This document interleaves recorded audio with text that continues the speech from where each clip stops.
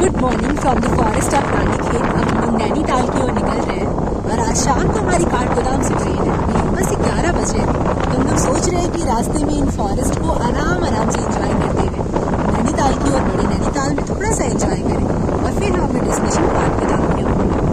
ये हमारे खूबसूरत फॉरेस्ट है जहाँ पे कभी कभी इक्का दुक्का गाड़ियाँ गुजर जा रही हैं और बादल लगा हुआ है, बट अभी बारिश नहीं हो रही है, अभी धूप निकला है। तो ये अच्छी बात है, आज दिन भर अगर ऐसे मौसम साथ देते तो हम लोग काफ़ी अच्छे से एंजॉय कर पाएंगे। ये है रानीखेत का एक सुंदर सा गांव जो हमारे सामने है। रानीखेत से जस्ट हम लोग आ रहे हैं। रानीखेत में बहुत बड़ी आर्मी की छावनी है, वहाँ पे मिलिट्री हॉस्पिटल से लेके सब कुछ है। आपको पता होगा कि आर्मी हमेशा बॉर्डर से बहुत अंदर रहती है, सारे सिक्योरिटी फोर्सेस बॉर्डर पे रहते हैं और जब लड़ाई होती है तब ये अंदर से बाहर जाते हैं।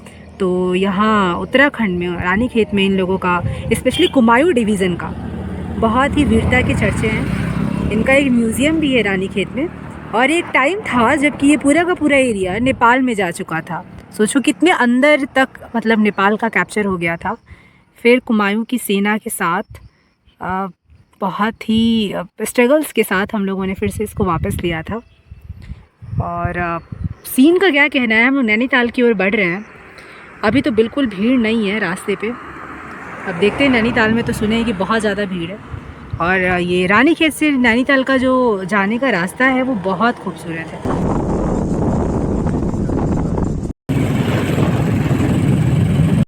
कैची धाम के लिए पूरा का पूरा जाम है। तो अगर आप कैची धाम आने का प्लान बना रहे हैं तो अपने दिमाग में रख के चलिए कि आपको एक बहुत ही बड़ा जाम मिलने वाला है, बहुत लंबा जाम। ये पूरे 2-3 किलोमीटर में जाम फैला हुआ है।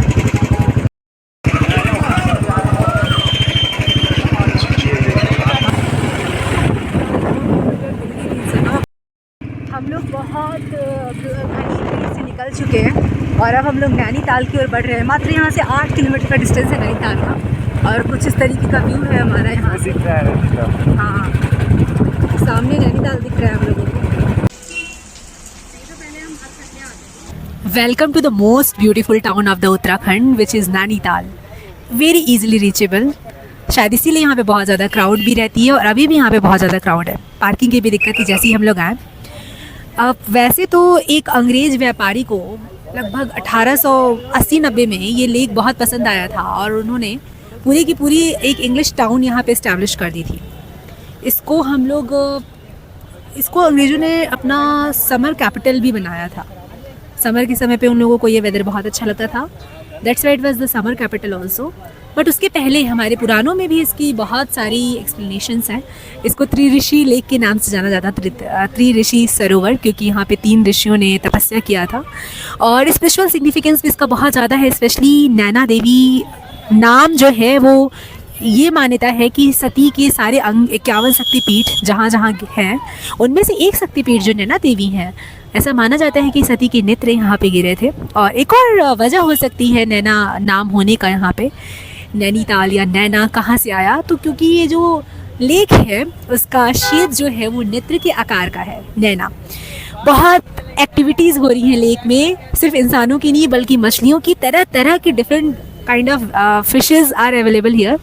कबूतर भी बहुत सारे, जहाँ ह्यूमन बींग रहते हैं कबूतर बहुत होते हैं। और लेक में जैसा कि हमारे डल झील में होता है वैसे यहाँ पे बहुत सारे पर्यटक बोटिंग का एंजॉय ले रहे हैं। बारिश हो रही है इस समय पे, मानसून लगभग आ चुका है, 24 जून है आज। और सबसे अलग चीज़ ये है यहाँ पर, श्रीनगर में भी ऐसे देखने को नहीं आता है कि यहाँ पे जो एकदम से तुरंत ही माउंटेन स्टार्ट हो जाते हैं। बहुत बड़े बड़े पीक से घिरा हुआ है नैनीताल और इंक्रोचमेंट बहुत ज़्यादा है। होटल्स बहुत सारे, फिर भी मैंने सुना कि यहाँ पे होटल्स मिलना बहुत मुश्किल होता है। 5000 में भी हम लोगों को अपने वाइबल कॉस्ट पे होटल नहीं मिल पाता है। हमें तो बस दिन में एंजॉय करना है नैनीताल को। वैसे भी बारिश हो रही है और हमारा आखिरी दिन है, हम थक चुके हैं पूरी तरीके से। लेकिन ये लेक बहुत रिफ्रेशिंग है। थोड़ा सा क्राउड है और पहाड़ों पे जो सबसे ख़राब चीज़ लगती है वो ये कि सिगरेट का स्मेल आता रहता है। पहाड़ों पे क्या, बहुत इवन कलकत्ता वगैरह में भी चीज़ें थोड़ा सा ही गड़बड़ लगती हैं, जिसकी वजह से और बारिश में थोड़ा और स्मेली हो जाता है। Otherwise the aesthetic beauty of the lake, इसका कोई जवाब नहीं है। मैं क्या बोलूँ, कितने सारे लोगों ने इस पर कितनी बातें कह दी हैं, हमारे गानों में कितना कुछ शूट हुआ है, नैनीताल पे कितने सारे लिरिक्स जोड़े गए हैं कि पता नहीं क्या क्या हम लोगों में रोमांटिसाइज करा गया है। इवन अभी हम लोग के सामने इतनी सारी फैमिलीज़ यहाँ पे लैंड करी हैं, बारिश में भीगते उन लोगों को ऑटो से निकाल दे रहा है ऑटो वाला कि बारिश, यहाँ पे पार्किंग की भी थोड़ी दिक्कत है और they are searching for the rooms. तो फैमिली के साथ आना यहाँ पे बहुत अच्छा है, स्पेशली बच्चों के लिए, क्योंकि सारी फैसिलिटीज़ अवेलेबल हैं। लेकिन दिक्कत ये है कि आप जिस एक्सपोजर के लिए यहाँ पे आओगे नैनीताल में, आपको प्रकृति से मिलना होगा। बस आउटिंग के लिए तो ठीक है, लेकिन अगर प्रकृति से मिलना होगा तो थोड़ा टफ हो सकता है, स्पेशली मॉल रोड पे। मॉल रोड के सामने ही हमारा बहुत सुंदर सा लेक दिखता है, लेकिन इस साइड में बहुत ज़्यादा रश होता है और गर्मी का महीना तो रश आवर होता है, लेकिन यहाँ ठंडी में भी, क्योंकि ठंडी में यहाँ पे स्नोफॉल होता है, ठंडी में भी रश बहुत ज़्यादा होता है। तो ऐसा नहीं कह सकते कि नैनीताल कोई भी ऐसा एरिया है जिसका ऑफ सीज़न हो, सब ऑन सीज़न होता है। दिल्ली से इतना इजीली रीचेबल है, यूपी के बहुत सारे डिस्ट्रिक्ट से बहुत इजीली रीचेबल है ये। लोग तो गुजरात, राजस्थान जैसी जगहों से अपनी कार से आ रहे हैं। और यहाँ पे भीमताल जो हम लोगों ने पहले दिन एक्सप्लोर किया, वो काफ़ी पीसफुल एरिया था। नैनीताल और बहुत सारे लेक्स हैं, ये लेक्स का ही पूरा का पूरा ये पूरा एरिया है। हाँ, लोग मैक्सिमम तीन चीज़ों को घूमने के लिए आते हैं, कैची धाम, भीमताल और नैनीताल हो जाता है उनका। कैची धाम पे तो हम लोगों ने दिखाया है कि कितना ज़्यादा क्राउड है। वहाँ पे जो हमारे नीम करोली बाबा हैं, ही वॉज़ वेरी पीसफुल। उनकी फ़िलॉसफी जब मैंने पढ़ी तो मुझे लगा कि मतलब जो लोग आ रहे हैं वहाँ पे और वो जो थे, उन दोनों के वैल्यूज़ में कितना एक्सट्रीम डिफरेंसेस हैं। लोग वहाँ पे इसलिए आ रहे हैं ताकि उनकी विशेष पूरी हो जाए, जैसे जो मन्नतें मांगे वो मिल जाए उनको। नीम करोली बाबा सिर्फ एक ब्लैंकेट में रहा करते थे, क्या उनकी क्या विशेष थी? तो अगर किसी पर्सन को आइडियलाइज करना है तो हमें सोचना चाहिए कि वो किन वैल्यूज़ में जीता था। मतलब शिवा से लोग ना संपत्ति मांगते हैं, घर मांगते हैं, नौकरी मांगते हैं, उस शिवा से जो खुद अपने घर को नहीं, खुद उसका कोई घर नहीं है, खुद जो निराकार है, वो क्या आप कहना, मतलब लोग अपने अनुसार ही गॉड को देखते हैं, जो कि बहुत सुप्रीम होता है, उसको अपने स्तर तक ला देते हैं। उस स्तर तक तो वो नहीं पहुंचते हैं, कहते हैं खींच के मेरे ही स्तर पे आओ, तुम भी मेरी तरह ही बन जाओ। और जैसा कि आप पीछे आर्किटेक्चर देख सकते हैं, बहुत ही आइकनिक ये है नैनीताल का। अंग्रेज़ों के द्वारा बनाए गए बहुत सारी बिल्डिंग्स, जैसे कि दार्जिलिंग में भी हम लोग को देखने को मिलती है, यहाँ भी देखने को मिलती हैं। अच्छा लगता है शिलोंग में, दार्जिलिंग में, इवन शिमला मनाली में। और बारिश हो रही है, कभी बहुत ज़्यादा बढ़ जा रही है, कभी कम है, लेकिन क्योंकि बहुत सारे लोग एक दिन के लिए आए हैं तो they want to enjoy, even in the rain they are taking pictures. सबसे बड़ी और अजीब बात ये है कि most people are coming and they are not even looking at the lake, they are just clicking the pictures. हमें नहीं मतलब है लेक कैसा दिख रहा है, मैं लेक के साथ आना चाहिए, मेरा मेमोरी फर्स्ट बनना चाहिए। और सबसे हाँ, राजभवन भी यहीं पे है, जहाँ पे हमारे राज्यपाल रहा करते हैं उत्तराखंड के, और हाई कोर्ट भी यहीं पे है। तो वैसे Dehradun is the capital of Uttarakhand, लेकिन बहुत सारी चीज़ें यहाँ से भी होती हैं। और जब यूनाइटेड प्रोविंस था तो कैपिटल ही हुआ करता था उसका, समर कैपिटल नैनीताल। अंग्रेज़ों को तो ये बहुत ही पसंद था, क्योंकि उनको वो गर्मी बर्दाश्त नहीं होती थी दिल्ली वाली। यहाँ पे एक ज़ू भी है बहुत सुंदर सा, जहाँ पे एनिमल्स तो कम हैं, लेकिन वो बहुत ग्रीनरी, नेचर के बीच में बसा हुआ बहुत सुंदर सा प्लेस है। हम लोगों ने विजिट तो नहीं किया, क्योंकि ज़ू मुझे नहीं लगता है देखना चाहिए यहाँ पे।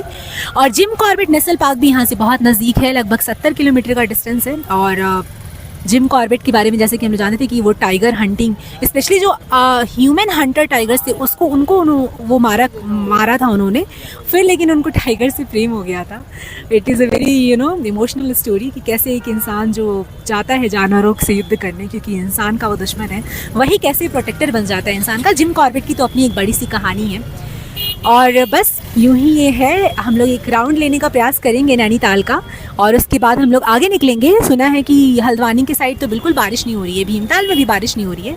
तो जैसे ही हम लोग दो तीन किलोमीटर नीचे जाएंगे शायद बारिश ना हो। और यहाँ से मुझे दिख रहा है सबसे नियरेस्ट एयरपोर्ट पंतनगर है, जो कि 68 किलोमीटर डिस्टेंस पे है। काठगोदाम 35 किलोमीटर पे है, और हनुमानगढ़ी भी यहाँ पे एक जगह है जो 3 किलोमीटर के डिस्टेंस पे है। नेक्स्ट टाइम कभी आएंगे तो हम नैना देवी टेम्पल विजिट करने का प्रयास करेंगे, क्योंकि उसका स्पिरिचुअल सिग्निफिकेंस बहुत ज़्यादा है। 51 शक्तिपीठ में सबसे one of the most prominent शक्तिपीठ है, और लोग अपना एंजॉय कर रहे हैं बहुत सारी चीज़ों को, एक्टिविटीज़ को। This is our beautiful Nainital.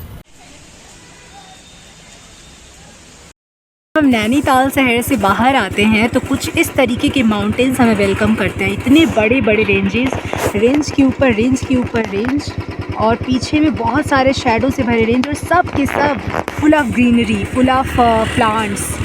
बहुत खूबसूरत लगता है।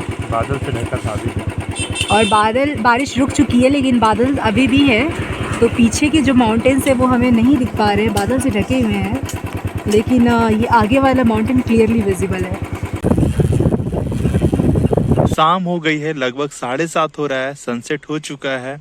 और आप देख सकते हैं कैसे नैनीताल के बाद ये सारे हिल्स धीरे धीरे धीरे धीरे छोटे हो जाते हैं और फिर जाकर आपको एक बड़ा सा प्लेन एरिया दिखता है। वो जो सामने आपको जहाँ पे हिल्स खत्म हो रहा है वो एरिया जो है वो प्लेन्स का एरिया है। तो प्लेन्स के बाद ही है हमारा सबसे पहला शहर, अगर बड़ा शहर में देखा जाए तो, नैनीताल। काठगोदाम से चलते हैं और इस तरफ आते हैं, थोड़े माउंटेन्स को पार कर कर तो आपको नैनीताल मिलेगा।